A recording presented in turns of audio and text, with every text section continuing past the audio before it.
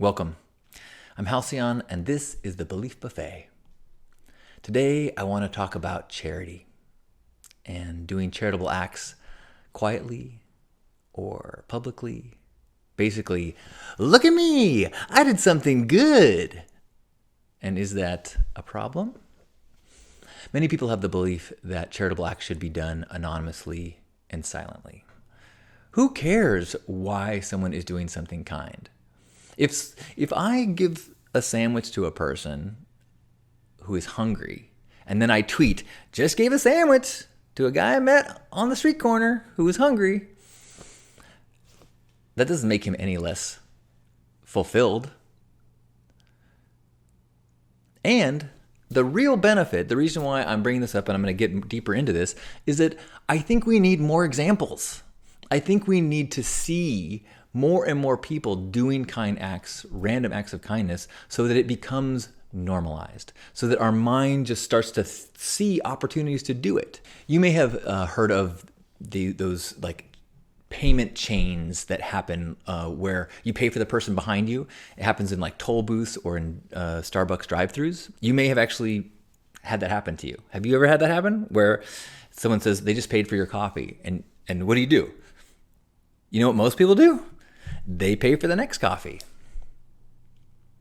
I think people don't even realize that a simple act like that is even possible. So when they're presented with it, they're like, oh yeah, sure, yeah, okay. I want to be a part of this. I want to be a more giving person. And here it's just like handed to me. Yes, let's do it. And I would guess that most everyone in that line is powerfully impacted by that experience. They probably told their partner, their coworkers about this experience of like, wow, someone bought me my coffee. People may say, see, there's no true altruism because you did that because it made you feel good. So effing what? If we do good because it makes us feel good, that's fantastic. That's the system working. More of that. When I first started doing First Saturdays, the homeless outreach I did, that was 12 years ago. Next month is going to be our 12-year birthday.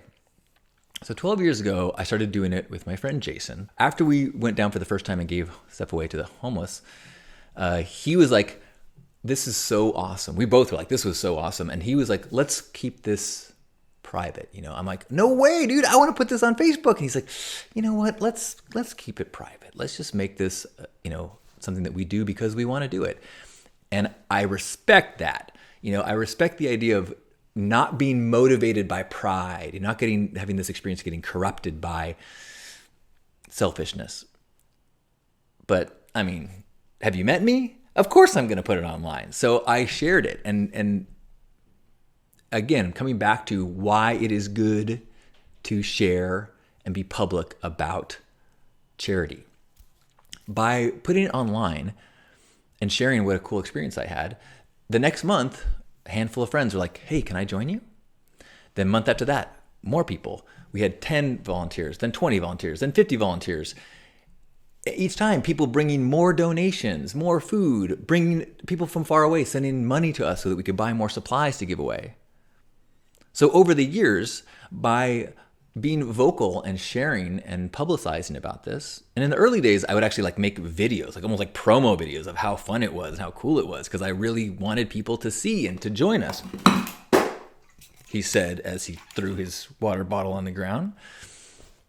And the benefit of that is twofold.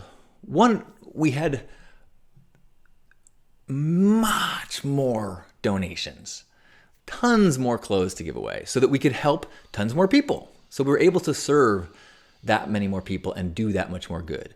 The other part of it is that many more people got to experience the joy of giving. There's really two angles to First Saturdays. One is helping people who are in need. The other is giving a gifting experience to people and showing people how good it feels to gift, which is the point I'm trying to make here, is that we need more examples. We need more opportunities. We need to see around us that, oh, famous people are giving things away, are doing charitable things. Oh, people in line are doing charitable things. Our friends are doing charitable things. Our people are being kind and good all over the place. so that we then have the opportunity when something happens, we go, oh, wait, this is one of those times when I could do something good. Through First Saturdays, I've been able to meet some pretty incredible people. I remember maybe 8 years ago, there was a boy named Ray. He was 6 years old, and his family joined us, and then he came back the next month, and then another month. And one month he came and he had brought an envelope full of cash because for his birthday, he told his friends, I don't want any presents, but if you want to give me money, I will collect that money and distribute it to the homeless instead of getting presents. Now, I have never been that nice. I certainly wasn't as a kid, and I still am not that nice. And it was inspiring. Once I get all of my needs met, if I have extra, I'm going to be kind with that, which is kind of the place that I'm at. I made sure I'm taken care of, and I have extra, so it feels good to give it away. So how do I make myself happy? Doing kind things to other people. But I'm not selling my car and giving the money away. I'm not, choosing to eat top ramen and give my food budget away. I'm taking care of myself. I am saving money in the bank. I'm me first, and then helping. And so to see a kid go, oh, no, I don't need anything. No presents for me. I want it to go straight to the homeless. Like, wow. And so then last month at First Saturdays, Ray's father, Will, was there. Actually, Ray's whole family was there. And I watched Will, this amazing man, give or listen to this person tell their story of woe, and then talk about how it's getting cold and this man just so needed a jacket. And unfortunately, at that point, we had no more men's clothing and we'd run out of, there wasn't any jackets. And so Will ran to his car and got his jacket, the jacket that is his daily, his jacket, not something that he gave away, his jacket, and went to go give it to this man.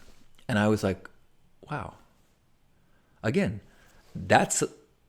I'm nice. I'm not that nice. I give away my clothes once I replace them. Like I got some new joggers that I'm wearing right now, which you can't see, but they are so comfortable. Christmas present from my brother. Thank you. So I got the new joggers and I gave away my old joggers that weren't as nice. Now they're quality. They weren't ripped. They're good. I mean, it's a good gift, but it wasn't a sacrifice to me because I was giving away something that I didn't really want anymore. And there's nothing wrong with that. It's awesome. We should all be doing that. But witnessing someone see, here's an opportunity where I can make this person's life better. And all I have to sacrifice is something that I like. Easy. I have lots of things I like. This guy has so little. Easy choice for him. So that really hit me again. And so this Saturday, this last weekend, I was talking to a man who approached me and said, I won't try to do his accent. He didn't speak English well, but he was an older man, probably 65. He is missing an eye, scraggly white beard, and he, through broken English, asked if I had any pants. And we didn't have any pants. We were out. We didn't start the day with much men's clothing, and we ran out quickly. And he was like, I came here hoping to get pants. And I looked down and he's wearing these jeans that are tore up. They looked like something that I would have worn in high school when I was trying to look like Bon Jovi, tons of these horizontal rips all the way down. They technically were pants, but they didn't do any of the things that pants should do. Certainly they don't keep you warm. They're just open in the front. And I talked to him a little bit longer, and I realized that we wore the same pair or the same size. As I talked to him, I'm like, you know what? Hold on a second. And I ran to the car. Well, first I went through what donations we had left, and we didn't have any more men's clothes. So I found a pair of extra large boys shorts grabbed those, went to my car, changed into the shorts, and I gave this man my pants. And he was very grateful. And I felt great. Now, I like those jeans that I gave him. They are jeans that I wear. It was a sacrifice. And it made me feel great. And so I shared that publicly. And a part of me was like, boy, I know there's somebody that's going to be reading that and being like, oh man, you are a piece of work. Dude, you're gonna give the shirt off my back and then tell the world, like. But I do believe in this idea that I want to know more about the kind things that people do. I want to know more about the joy that people experience. I feel like there's way too much conversations about what's wrong, way too much celebration of greed. I mean, we all see the faces of billionaires constantly in media. How often do we see people who are the heroes of their communities, the heroes of giving? If you think of one, it's probably a rich person that gave a little bit of their wealth, the equivalent of me giving away my old joggers. So I think we need more examples. I want to hear the good that you're doing. I hope that there is some inspiration in me sharing the good that I'm doing. And I hope that you recognize that I'm just doing a little bit. Most of what I'm doing is no sacrifice for me. The payoff is way greater than the sacrifice. It is, and I think that there is a real value to talking about that and sharing that and knowing that and starting to see and notice the ways that we can be those gifters, the ways that we can be the people that do those random acts of kindness, the ways that we can role model generosity and compassion.